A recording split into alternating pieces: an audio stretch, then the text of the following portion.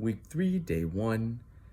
Everything is continuing to be just fine. My lifts are great. I'm not feeling any weaker. Today was the first start of some new macros, so I changed my fat and my protein, kept carbs the same. So I went up 5 more grams of protein, so now I'm at 115 grams, 120 grams of total protein. And then I dropped my fat by 10 grams, so I'm down at 205 grams of fat for the day, and then cut my carbs same at 25.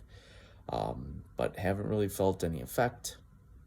And my sleep has been awesome, really sleeping well through the night. Again, my workouts are great. I'm not feeling any dip of energy or tired in the day. I've lost about half the body fat percentage, and I'm down about 4 pounds. So I'm pretty pleased with my results so far. And with that, with eating, I eat 3 meals a day, 4 if you want to include my pre-workout drink. But that's it. I do not snack at all. And the reason being is every time we eat, we spike insulin. And insulin is a hormone produced in the pancreas. And this hormone goes around to the cells in our body and tells the cell to open up to take in the glucose. But what happens is if you're like constantly eating, you're constantly snacking, then you constantly have insulin flowing through your body and these cells are constantly opening up. And then over time, you can become what's called insulin resistant, which is like the pre-diabetes stage. And being insulin resistant means that these cells aren't listening to insulin anymore. And then what happens is your pancreas has to produce more insulin to kind of force these cells to open up. And then pre-diabetes is generally when your blood sugar is hovering around like about 120 for fasting blood sugar. That's going up about 12 hours from eating and then taking your blood and looking at the reading. But the hormone that you need to burn fat is glucagon. And glucagon is a hormone that signals to the cells to release their fat stores because you're low in energy.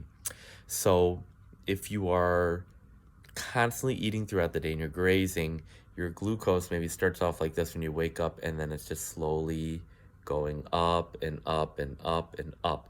And glucagon and insulin are two separate hormones. I want you to think of them like a light switch. When insulin is on, the light switch is off, and you cannot burn fat because insulin, again, is a storage hormone. And as long as that is elevated, you will not burn any fat.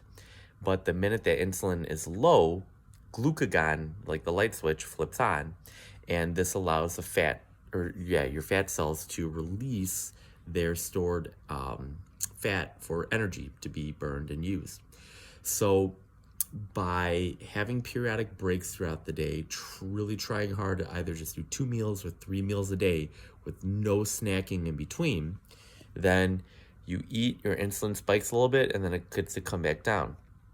And then as it comes back down, all right, now you're burning fat. All right, you eat your lunch, comes back up, comes back down, burning fat. All right, eat dinner, comes up, comes down, and then you're burning fat throughout the night as you're sleeping.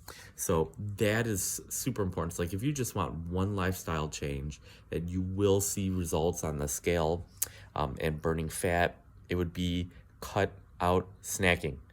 If you're at work, don't reach for the handful of M&Ms on your desk or for pieces of candy or even like, oh, those are almonds, and just have a handful of almonds.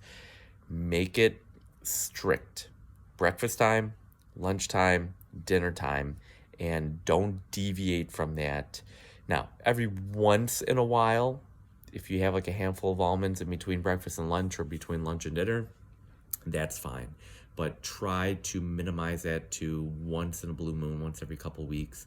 But just keep that strict breakfast, lunch, and dinner, and you will definitely see results without changing anything else, without even adding any resistance training or cardio or exercising, looking at your sleep, without changing any of that stuff, or even the foods that you're eating, but just keep it breakfast, lunch, and dinner, and you will see results.